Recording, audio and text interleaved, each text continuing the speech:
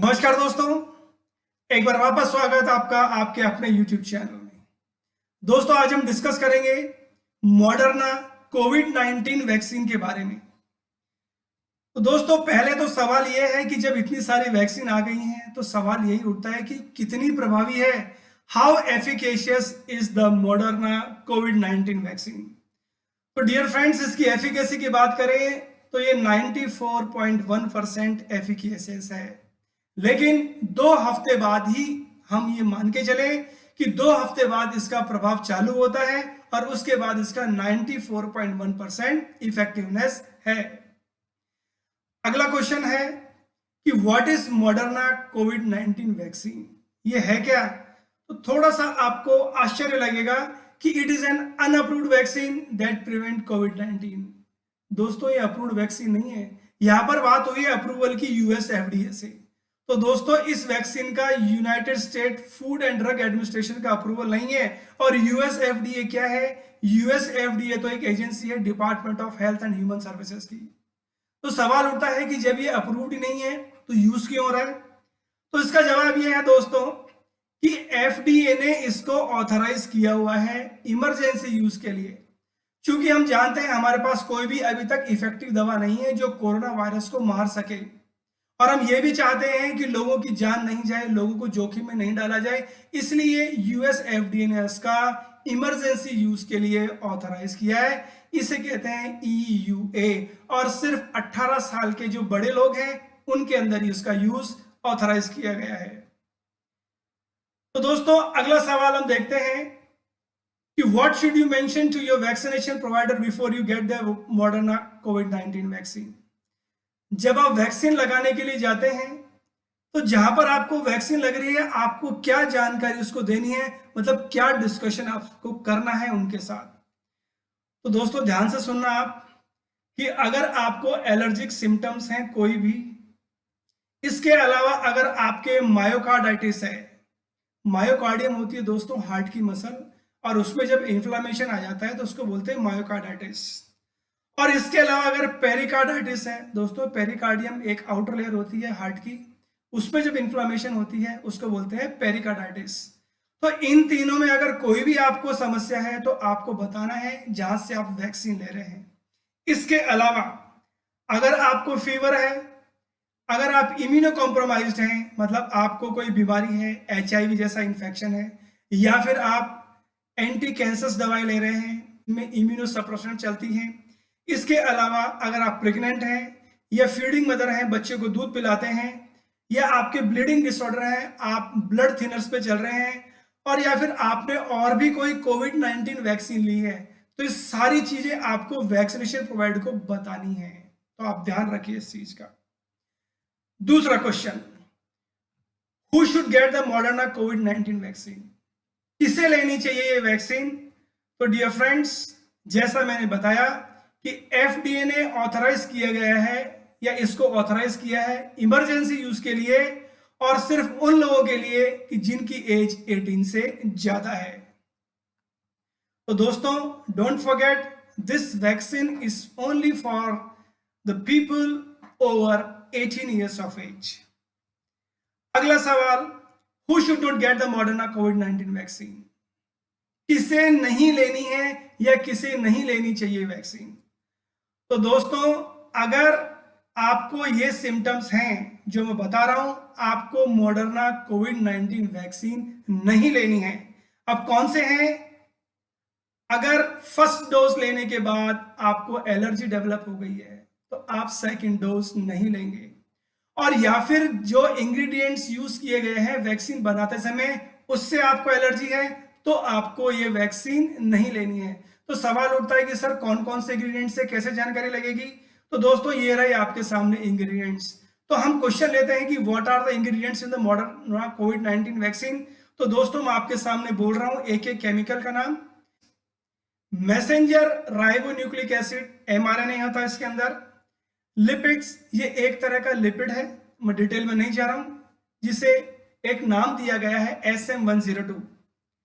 फिर आता है polyethylene glycol 2000, dimyristoyl glycerol, cholesterol and 1,2 distearoyl एसन ग्लिसरोल 3 फॉस्फोकोलिन, जिसे शॉर्ट में DSPC कहा जाता है, tromethamine, tromethamine hydrochloride, acetic acid, sodium एसिटोसिट्रेट एंड सुक्रोज।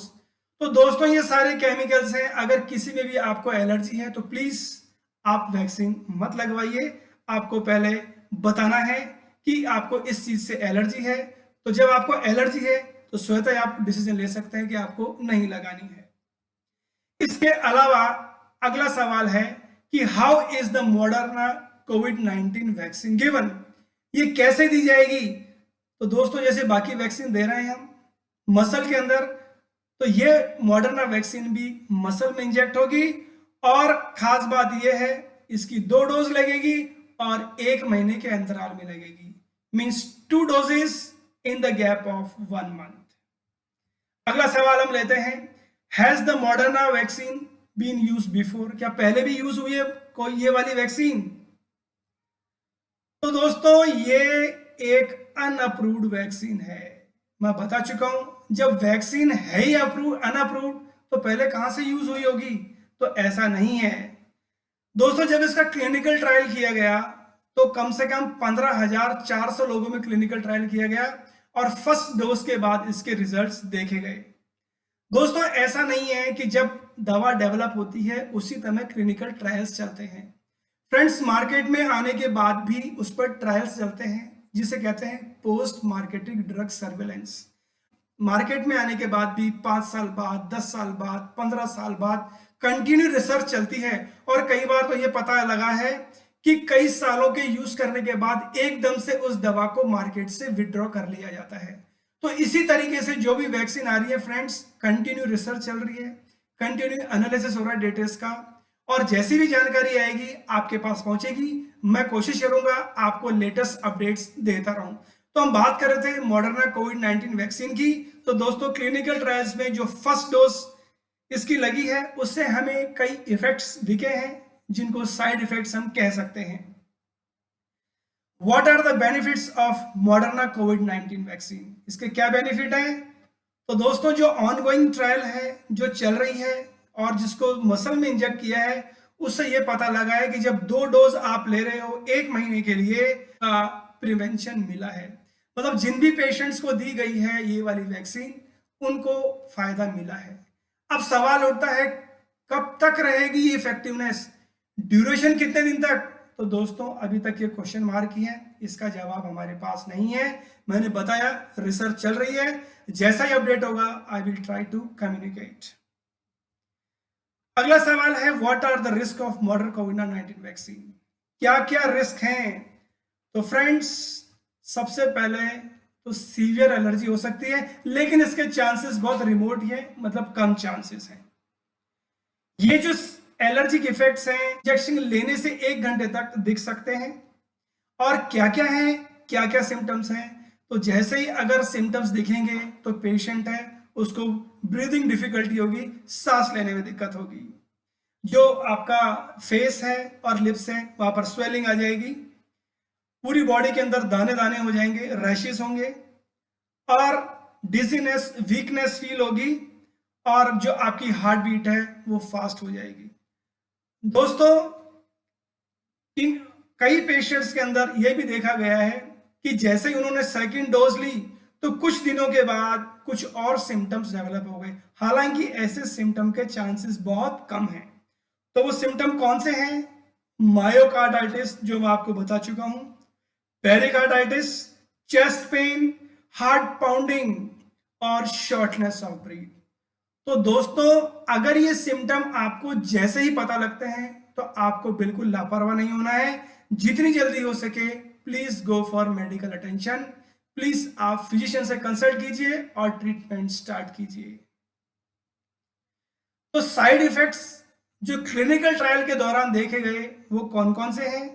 तो हम देखते हैं साइड इफेक्ट्स जो हम एक्सपेक्ट कर सकते हैं कि लेने के बाद पेशेंट्स में जो दिख सकते हैं। उनमें है नोजिया, वॉमिटिंग, उल्टी आ सकती है, हेडेक जैसा हम देख चुके हैं कोविड में, कोविशील्ड में भी है, कोवैक्सीन में भी है, तो इसमें भी देखा गया है। फीवर और चिल्स बाकी 2 वैक्सीन में भी थी, इसमें भी दिखता है ये। फैटिक, थकान, मसल पेन, जॉइंट पेन और जहां पर वैक्सीन का इंजेक्शन लगेगा वहां पर रेडनेस, दर्द होगा और स्वेलिंग आ जाएगी। इसके अलावा साइड इफेक्ट्स जो पोस्ट ऑथराइजेशन यूज के बाद हमें दिखे या क्लिनिकल ट्रायल्स के दौरान दिखे वो थे सीवियर एलर्जी, मायोकार्डाइटिस और पेरिकार्डाइटिस। दोस्तों एक और इंपॉर्टेंट चीज, these may not be all the possible side effects of this vaccine. Serious and unexpected side effects may occur. The vaccine is still being studied in clinical trials. दोस्तों सिर्फ ऐसा नहीं है कि यही सिम्टम आएंगे, अनएक्सपेक्टेड सिम्टम भी आ सकते हैं, लेकिन चिंता करने की जरूरत नहीं है। जैसा मैंने आपको बताया, क्लिनिकल ट्रायल्स जैसा सभी वैक्सीन के साथ कंटिन्यू है, इस वैक्सीन के साथ भी कंटिन्यूड है। तो आप अपडेट्स के लिए बने रहिए, टच में मेरे साथ। बात आती है कि what should I do about side effects. अगर साइड इफेक्ट हैं तो मुझे क्या करना है। तो दोस्तों जैसे ही मैंने आपको सिम्टम बताए हार्ट वाले, तो आपको नियरेस्ट हॉस्पिटल या हेल्थ केयर प्रोवाइडर या वैक्सीनेशन प्रोवाइडर को इमीडिएटली कांटेक्ट करना है, इमीडिएटली ट्रीटमेंट लेना है। What if I decide not to get the Moderna COVID-19 vaccine? अगर मैं नहीं लूं तो क्या होगा? कोई बात नहीं, इट इज योर चॉइस। कोई जबरदस्ती तो है नहीं आपके साथ, आपको साइड इफेक्ट्स देखने हैं, ये आपका अपना डिसीजन है। Are other choices available for preventing COVID-19 besides Moderna COVID-19 vaccine? और भी चॉइस अवेलेबल है क्या इस वैक्सीन के अलावा? तो currently there is no FDA approved alternative vaccine available for prevention of COVID-19. तो दोस्तों जितनी भी वैक्सीन अवेलेबल हैं, किसी के पास भी अभी अप्रूवल नहीं है। ये सिर्फ इमरजेंसी यूज के लिए इनको अनुमति दी गई है। तो अगर आप मॉडर्ना यूज नहीं करेंगे और बाकी दूसरी यूज करेंगे तो उनके पास भी इमरजेंसी यूज की अनुमति है। Other vaccines to prevent may be available under emergency use authorization. वही चीज जो मैं आपको कह रहा हूं। फिर बात आती है अगले क्वेश्चन की कि can I receive this vaccine with other vaccine? क्या मैं बाकी वैक्सीन के साथ ले सकता हूं या मिक्स करके ले सकता हूं क्या? तो दोस्तों there is no information on the use of this vaccine with other vaccine. अभी तक कोई ऐसी स्टडी नहीं हुई है और अभी तक ऐसा कोई इंफॉर्मेशन भी नहीं है कि कॉम्बिनेशन में लेने के बाद क्या होगा। फिर एक और सवाल जो आता है कि what if I am pregnant और ब्रेस्ट फीडिंग? अगर मैं प्रेग्नेंट हूं या बच्चे को दूध पिलाती हूं तो मुझे क्या करना है? तो दोस्तों सीधी सी बात है, discuss with health care provider. जो आपका फिजिशियन है, जो आपकी हेल्थ की देखभाल कर रहा है, उससे आप डिस्कस कर डिसीजन लीजिए। दोस्तों अभी डेटास बहुत कम है, इसलिए डिटेल में नहीं कहा जा सकता। Will this vaccine give me कोविड-19? क्या मुझे वैक्सीन लेने से कोविड-19 मिलेगा क्या उपहार में? क्या मुझे वायरस अंदर मेरे एंटर हो जाएगा क्या अगर मैं वैक्सीन यूज करूंगा तो? नो माय डियर फ्रेंड्स, ऐसा नहीं है। मॉडर्ना कोविड-19 vaccine does not give you कोविड-19, ऐसा बिल्कुल नहीं है। और यही नहीं, किसी भी वैक्सीन के साथ ऐसा नहीं है। What is an emergency use authorization? तो दोस्तों जब अप्रूवल नहीं है, तो मैंने आपको बताया था पहले ही कि जब अप्रूवल नहीं होता यूएस एफडीए का तो क्या करते हैं, उसको ईयूए मिलता है। तो हम देख लेते हैं शॉर्ट में ही ईयूए क्या है।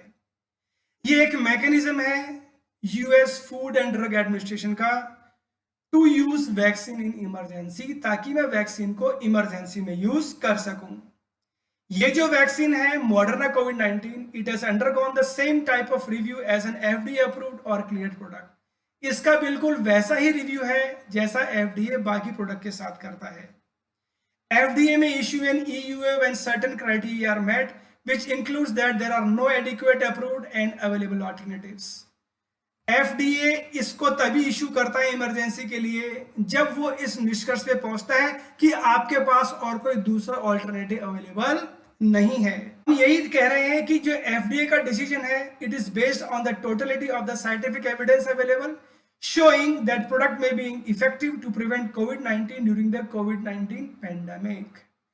तो जो आपका अप्रूवल नहीं मिलना और सिर्फ इमरजेंसी में इसको परमिट देना, ये साइंटिफिक एविडेंस पे बेस्ड है और ये दिखाता है कि ये जो वैक्सीन है ये कोविड-19 के अगेंस्ट में आपको बचा सकती है। तो दोस्तों ये है EUA। फ्रेंड्स, उम्मीद करता हूं आपको जानकारी पसंद आई होगी। आप लाइक, कमेंट और शेयर करना ना भूलें और साथ में बेल आइकन प्रेस करना भी ना भूलें ताकि जैसे ही वीडियो रिलीज हो आपके पास इंफॉर्मेशन पहुंच सके। दोस्तों इसी तरह बाकी वैक्सीन की फैक्ट शीट्स और इंफॉर्मेशन मैं आपसे अपडेट करता रहूंगा। जो भी नए अपडेट्स होंगे किसी भी वैक्सीन रिलेटेड वो भी अपडेट करता रहूंगा। Please keep in touch. Best of luck. जय हिंद, जय भारत।